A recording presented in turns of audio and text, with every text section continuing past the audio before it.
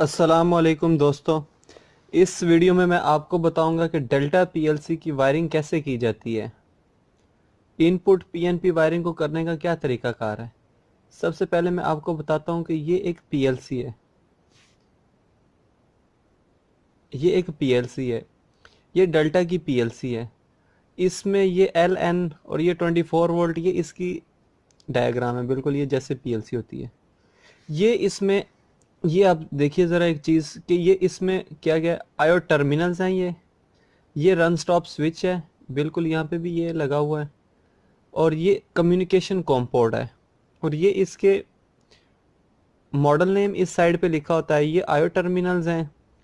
ये कॉम 2 और कॉम 3 की RS485 कम्युनिकेशन के लिए, ये जो देखें कॉम 2 ये है और कॉम 3 ये है। ये बिल्कुल आपके सामने कॉम 2, ये कॉम 3, और ये D+D- ये इसकी कम्युनिकेशन है। ये ड्रेन रेल है, ये जो नीचे लगी हुई है, ये इसको किसी रेल वगैरह पे फिट करने के लिए रेल पे लगा के इसको प्रेस कर देते हैं ताकि बाहर ना निकले। और ये रिमूवेबल आयो टर्मिनल ब्लॉक है। इस ब्लॉक को आप बाहर भी निकाल सकते हैं। कोई अगर पीएलसी आपने चेंज करनी हो, एक ही जगह दूसरी लगानी हो, तो इस आयो ब्लॉक को उतार के दूसरी लगा दें। ये आयो मॉडल क्लिप है। अगर आपने कोई साथ में कम्युनिकेशन मॉड्यूल्स और लगाने हैं, कोई इनपुट आउटपुट एनालॉग वगैरह के लिए, ये फिर क्लिप को टाइट कर देते हैं ताकि हिले जुले ना।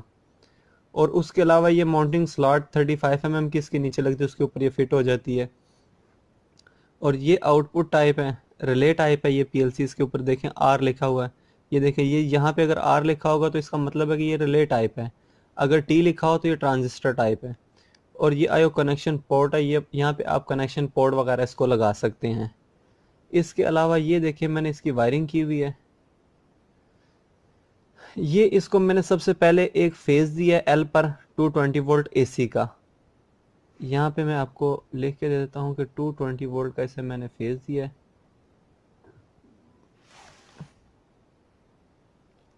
सॉरी, इसे यहाँ पे मैंने 220 वोल्ट का फेज दिया और ये न्यूट्रल दी है और ये ग्राउंड दी है। अच्छा, इनपुट पे पीएनपी वायरिंग का मतलब होता है कि अगर आपने पॉजिटिव वोल्ट कंट्रोल किए हैं तो आपकी वायरिंग जो है वो पीएनपी है। अगर आपने नेगेटिव वोल्ट कंट्रोल किए हैं तो आपकी जो वायरिंग है वो एनपीएन है। तो ये मैंने पॉजिटिव वोल्ट कंट्रोल किए, यहाँ से मैंने 24 वोल्ट उठाए और यहाँ पे एसएस को दे दिए। अब ये -वोल्ट एसएस को दिए। आपने X0 को जब तक 24 वोल्ट पूरे नहीं होंगे तब तक ये प्रोग्रामिंग में ऑन नहीं होगा। तो ये मैंने एसएस को नेगेटिव वोल्ट दिए, तो ये सब को नीचे से जाके ऐसे ये इसको भी मिले नेगेटिव, इस साइड पे नेगेटिव वोल्ट सबको मिल गए हैं। इसके अंदर ट्रांजिस्टर ऐसी टाइप की चीज़ होती है जिसको ऑन करवाएंगे तो ये 24 वोल्ट होंगे। तो ये मैंने पॉजिटिव वोल्ट 24 वोल्ट यहाँ से इस तरह सबको दिए हैं। ये मैंने आगे 8 स्विच लगाए हुए हैं। जब मैं इस स्विच को ऑन करूँगा तो X0 के 24 वोल्ट पूरे होंगे तो ये ऑन हो जाएगा। और X1 के मैं जब इसे ऑन करूँगा तो इस X1 के 24 वोल्ट ऑन हो जाएंगे। और इसी तरह ही X2 पर जब मैं सप्लाई दूंगा तो ये से नीचे से ऑलरेडी वोल्ट मिल रहे हैं, तो ये इसकी वायरिंग होगी। और ये 24 वोल्ट इसको मिलेंगे। जब मैं इसे प्रेस करूंगा तो यहाँ 24 वोल्ट होंगे। सबसे मेन मकसद है कि X0 पे आपको 24 वोल्ट जो भी पूरे हो जाएंगे तो ये ऑन हो जाएगा। और इससे इसकी स्विचिंग आप करवा सकते हैं। और जो ये आउटपुट की वायरिंग है वो आपको, ये देखिए बिल्कुल इसी तरह ही आउटपुट की वायरिंग है। ये मैंने एक 220 वोल्ट का फेज लिया हुआ है। ये एक 220 वोल्ट का मैंने फेज लिया हुआ है। ये 220 वोल्ट का फेज लेके मैंने C0 पे दिया है। जब प्रोग्रामिंग में से Y0 ऑन होगी तो ये फेज वापस इधर आएगा और ये इंडिकेशन लाइट ऑन हो जाएगी। इसे 0 वोल्ट ऑलरेडी मिल रहे हैं। अगर आप फेज कंट्रोल नहीं करना चाहते, आप फेज भी कंट्रोल करना चाहते हो और न्यूट्रल भी कंट्रोल करना चाहते हो, तो इसी तरह इस साइड पे आप 0 वोल्ट दे दें C1 को। तो C1 को जब ये सप्लाई मिलेगी Y4 ऑन होगा तो ये आपकी नेगेटिव वोल्ट यहाँ से आ जाएंगे, 220 वोल्ट इसे बाहर से मिल रहे होंगे। और अगर आपने 220 वोल्ट नहीं कंट्रोल करवाने तो आप 24 वोल्ट भी कंट्रोल करवा सकते हैं। 24 वोल्ट आप दे देंगे यहाँ से तो आपके 24 वोल्ट कंट्रोल हो जाएंगे। और अगर आप 12 वोल्ट देना चाहते हैं तो 12 वोल्ट भी कंट्रोल हो जाएंगे। ऐसा कोई इशू नहीं है, इसमें आप इसको इस तरह इजीली सप्लाई दे सकते हैं। वो तो मैंने आपको बताया कि इनपुट की वो पीएनपी वायरिंग थी। अब मैं आपको बताता हूँ कि इनपुट पर एनपीएन वायरिंग कैसे की जाती है। एनपीएन वायरिंग एनपीएन वायरिंग में सबसे मेन चीज़ ये होती है कि आपने नेगेटिव कंट्रोल करनी है। तो ये देखें, ये मैंने पहले पॉजिटिव वोल्ट कंट्रोल किए थे, अब मुझे नेगेटिव वोल्ट कंट्रोल करने पड़ेंगे। तो इसके लिए मुझे ये करना पड़ेगा कि मैं इस वायर को उठाऊंगा और नेगेटिव वोल्ट्स पे लगा दूंगा, और इस वायर को उठा के यहाँ से ये पॉजिटिव वोल्ट पे मुझे इसे लगाना होगा। और यहाँ से मैं एक और इसे शेप्स में से लेता हूँ, ये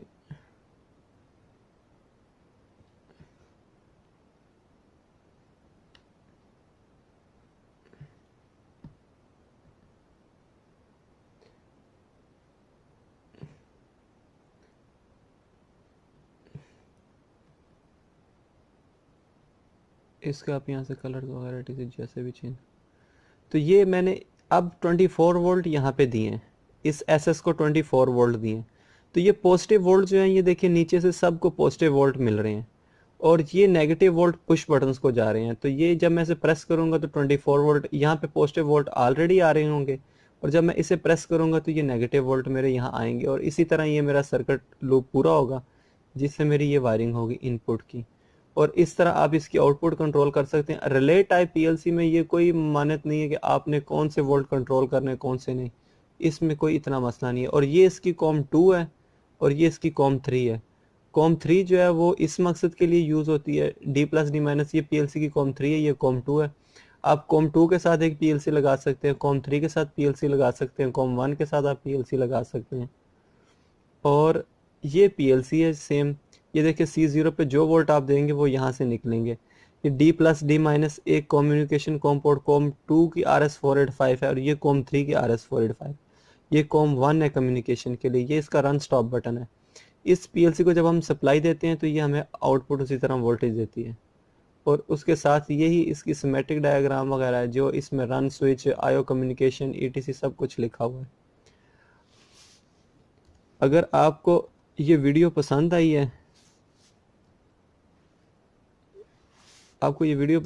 तो मुझे इस पर लाइक कीजिए। अगर आपको इसमें कोई प्रॉब्लम नज़र आ रही है तो वो मुझे बताएं, मैं इंशाल्लाह आपकी वो प्रॉब्लम सॉल्व करने की कोशिश करूँगा।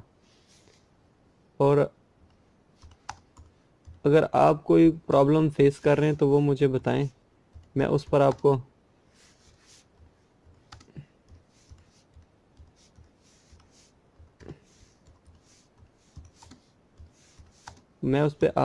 वीडियो बना दूंगा। कमेंट करते हैं, मैं आपको उस पर वीडियो बनाकर भेज दूंगा। If you facing any problem send me comment and make video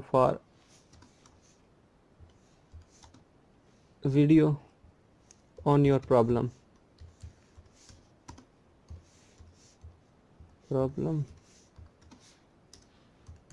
please like this video. Allah Hafiz.